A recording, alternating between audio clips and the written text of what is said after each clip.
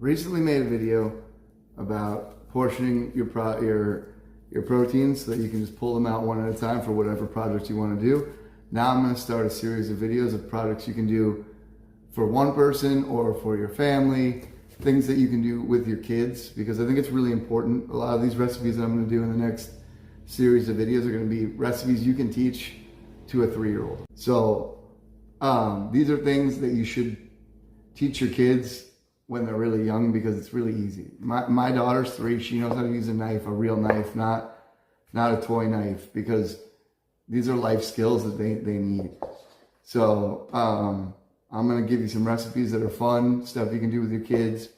My meatloaf recipe is super fun to do with the kids too, but we're gonna go through a series. This may be in one video, it may be in multiple videos. We're gonna see how quick I can do it. All I'm doing is chicken fingers and homemade French fries today. It's gonna be really easy. I feel like people are often intimidated by frying at home because you could start a fire very easily with a fryer, you know.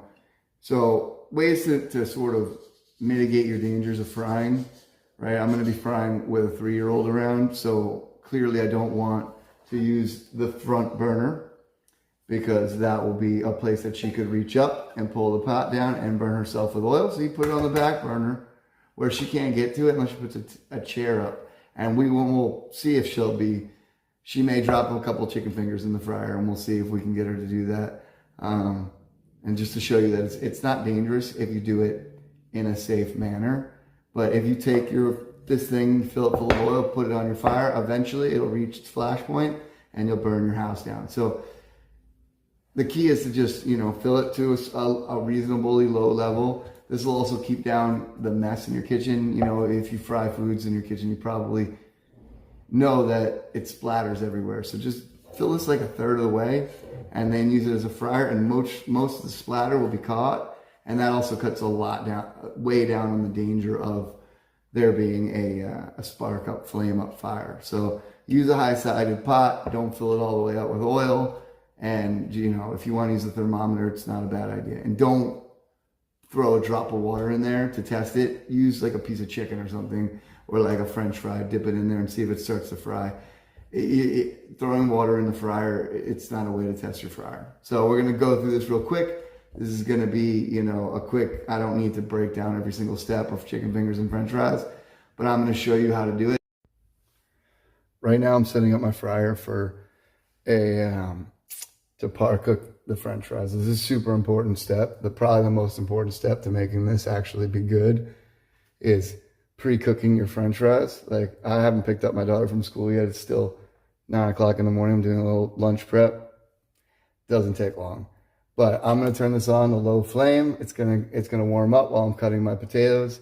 Again, it's still on the back burner just because it's a good practice for safety reasons. And also, if you have kids, don't leave your pans like this. This is a great way to get your kid to catch a pan to the face.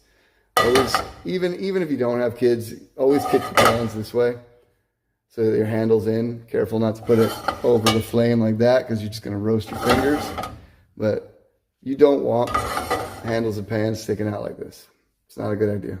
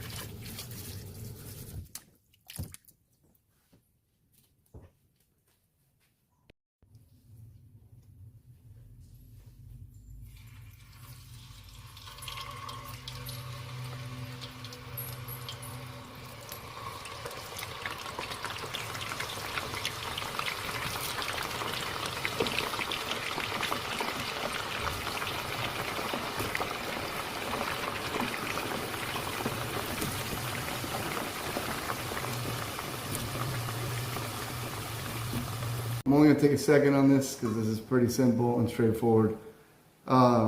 This is flour. It's got salt, pepper, and herbs. Rosemary, thyme, and oregano.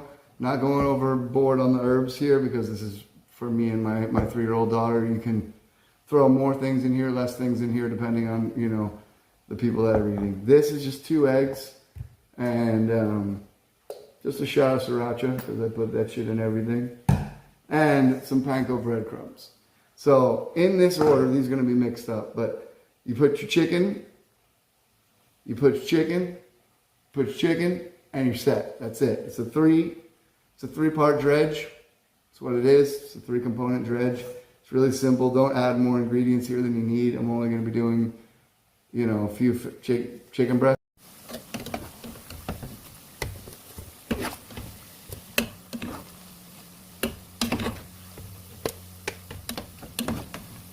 I definitely overburdened my fryer a little bit.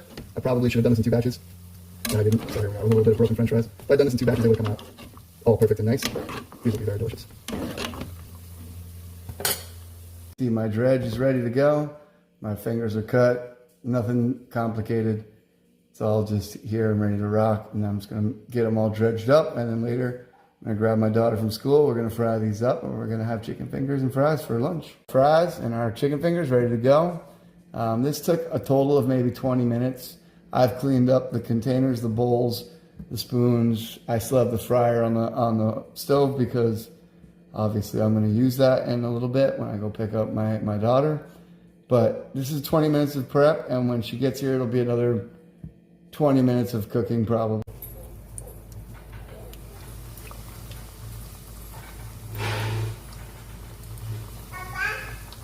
Yeah, bud? ¿Qué? ¿Qué es?